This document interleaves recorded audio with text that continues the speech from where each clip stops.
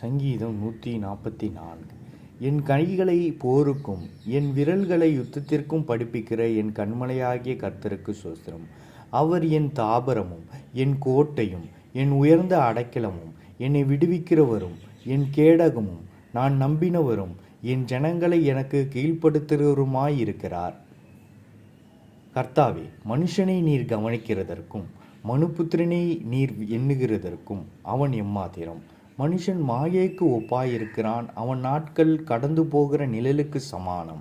கர்த்தாவே, நீர் உமது வானங்களை தாழ்த்தி இறங்கி பர்வதங்கள் புகையும்படி அவைகளை தொடும். மின்னல்களை வரவிட்டு சத்துருக்களை சிதறடியும். உமது அம்புகளை எய்து அவர்களை கலங்கடியும்.